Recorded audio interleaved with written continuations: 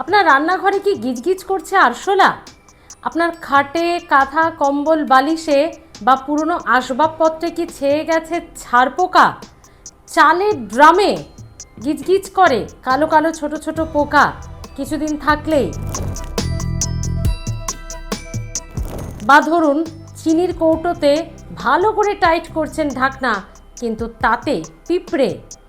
আজকে দারুণ কিছু হ্যাকস বলবো আপনাদের, একটু ট্রাই করে দেখুন।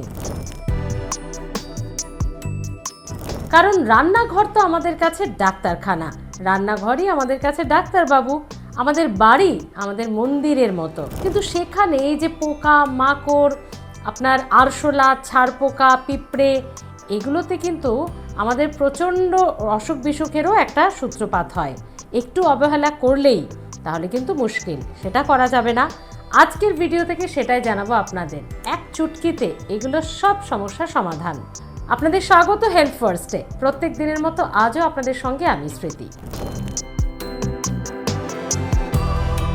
রান্নাঘরে সব জিনিস আমরা ভালো রাখবো কি করে, তার মধ্যে 5টা টিপস, অনেক কিছু আছে, আজকে 5টা টিপস বলবো। তার প্রথমটাই হলো রান্নাঘরে আরশোলা। এটা অনেকেরই, প্রায় 99% রান্নাঘরের সমস্যা। তা সে স্যাঁতস্যাঁতে হোক বা শুকনো রান্নাঘর হোক, রান্নাঘরে আরশোলার মারাত্মক একটা সমস্যা। আবার অবহেলাতে কিন্তু রোগের আঁতুড়ঘর, একদম অবহেলা করবেন না। কি করে পালাবে আরশোলা? দারুণ একটা টিপস দেবো আপনাদের। রান্নাঘরের বিশেষত যে কোণাগুলো অন্ধকার, একটু স্যাঁতস্যাঁতে, যেখানে আরশোলা আপনি দেখতে পান প্রায়ই সময়, সেই জায়গাগুলোতে নিম তেল কিনতে পাওয়া যায়। সেই নিম তেল একটু জলে মিশিয়ে স্প্রে বটলে ভরে নিম তেল ছড়িয়ে রাখুন। সব থেকে ভালো কাজ দেবে কখন জানেন? যখন রাত্রে খাওয়া দাওয়ার পর সব বন্ধ করে শুতে যাবেন, সেই সময় নিম তেলটা স্প্রে করে জলে মিশিয়ে স্প্রে করে রেখে দিন। সপ্তাহে 2 দিন করুন, দেখবেন আরশোলা কমে গেছে। আরশোলা তাড়ানোর আরও একটা ভালো জিনিস হলো তেজপাতা। তেজপাতাকে টুকরো টুকরো করে বিভিন্ন জায়গায় কোনায় কোনায় ছড়িয়ে রাখুন। তেজপাতার গন্ধও কিন্তু আরশোলা সহ্য করতে পারে না। এরপর আসবো চালে পোকা। একটু পুরনো চাল বা অনেক দিনের চাল হয়ে গেলেই, চালটা ভালো কিন্তু পোকা লেগে যায়, খুব সমস্যা। তাতে কি করবেন? বেশ কয়েকটা নিম পাতা চালের ড্রামে দিয়ে রাখুন, দেখবেন চালে আর কালো কালো পোকাগুলো রাখবে না। অথবা দিতে পারেন তেজপাতা এবং শুকনো লঙ্কা। শুকনো লঙ্কাটা একটু ভেঙে দেবেন, দিয়ে রাখুন, দেখবেন চালে পোকা থাকবে না।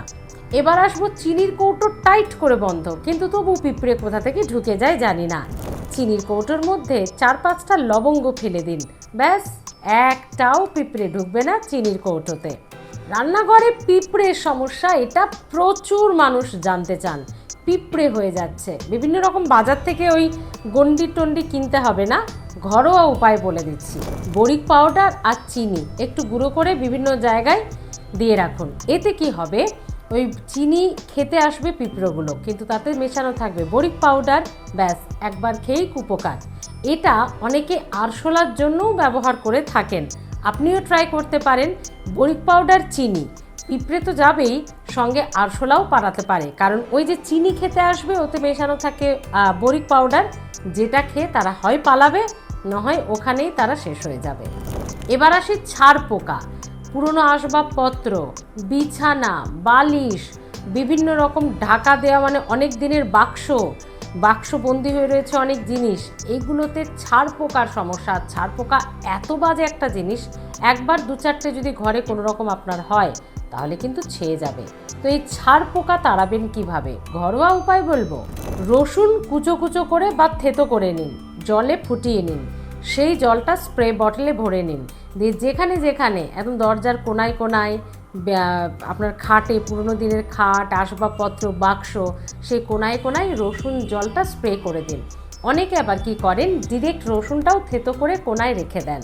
যে যে জায়গাগুলোতে ছারপোকা আছে সেটাও করতে পারেন, হয় থেতো করে রেখে দিতে পারেন, না হলে ওই স্প্রে বটলে ভরে থেতো করে গরম জলে ফুটিয়ে স্প্রে বটলে ভরে বিভিন্ন জায়গায় যেখানে যেখানে ছারপোকা হয়েছে দিয়ে দিন, ব্যাস, ছারপোকা পালাবে বা ছারপোকা একদম শেষ হয়ে যাবে। আজকে এই 5টা টিপস বললাম, যেটা ঘরকন্না করতে গিয়ে কিন্তু আপনাদের জেনে রাখা ভালো। রান্নাঘর থেকে ঘর, সব জায়গা হাইজিন থাকবে। এমন আরও অনেক টিপস আছে, তবে সবগুলো একদিনে বললে তো মনে রাখতে পারবেন না, তাই 5টা জানালাম আপনাদের। এই টিপসগুলো কারা জানতেন অবশ্যই কিন্তু জানাতে ভুলবেন না, প্লিজ জানাবেন। আর আমি যেটা বললাম, এই যে পিঁপড়ে, আরশোলা, ছারপোকা, এইগুলো তাড়াতে যে টিপস বললাম, এটা ছাড়া যদি আপনাদের কাছে আরও কোনো টিপস থাকে প্লিজ কমেন্ট বক্সে এসে জানাবেন। আমি জানবো, আমার বন্ধুরা জানবে, তাহলে আপনার টিপসটাও কিন্তু আমাদের কাজে লাগবে, অনেকেই উপকৃত হবে। প্লিজ ভিডিওটা নিজের সোশ্যাল মাধ্যমে শেয়ার করে দেবেন যাতে আরও অনেকে জানতে পারেন এবং রান্নাঘর থেকে ঘর হাইজিন রাখতে পারেন। ভালো থাকুন, দেখতে থাকুন হেলথ ফার্স্ট, কারণ স্বাস্থ্য সবার আগে।